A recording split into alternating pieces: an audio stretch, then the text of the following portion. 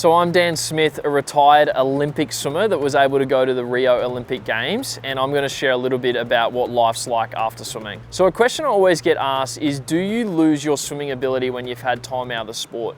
Now, recently I've got back in the water after having 4 years out, and I actually found I was better than what I ever have, which is very, very eye-opening. I think when you're an Olympic swimmer and you're trying to achieve this level, I was swimming about 60 kilometers a week, week in, week out, there's so much pressure on you to perform.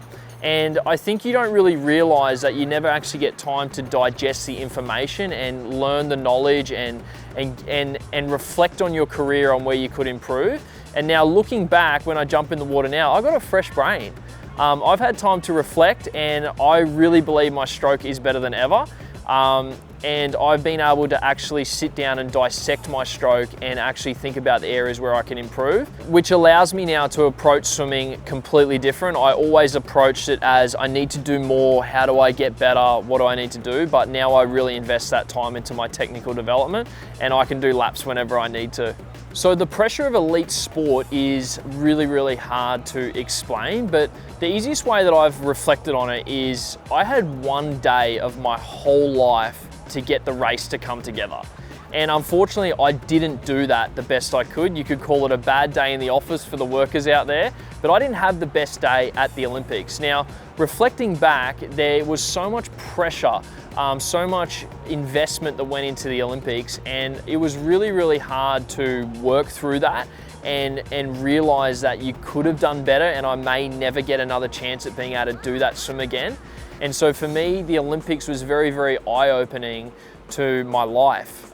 It's given me a whole new reflection point on how to help junior swimmers, how to help the swimming industry, how to give back and let people experience the stuff that I haven't been experienced. So my pain point has now become a really powerful place in my life, and I've been able to use my story, my experiences and all that kind of stuff to give back to the industry. So recently a stat came out that said if you have an Olympic sibling, you have a 30% more likely chance of medaling at the Olympics.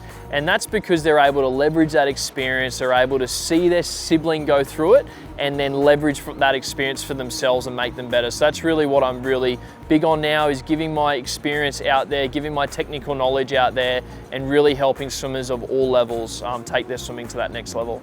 So the advice that I'd give to any up and coming swimmer that wants to be elite or go to that next level is just remembering that there will come peaks and troughs in your swimming career. The higher you get, the harder it is to PB. I know recently I was just chatting to Kyle Chalmers, and he's taken 4 years now and he still hasn't done a PB. So we have to remember that the closer you get to the top, the harder it is to improve, the harder it is to change, the more pressure on you, the more you need to realize that everyone wants to tackle the person with the ball. And so you have to remember the whole reason why you swam in the first place.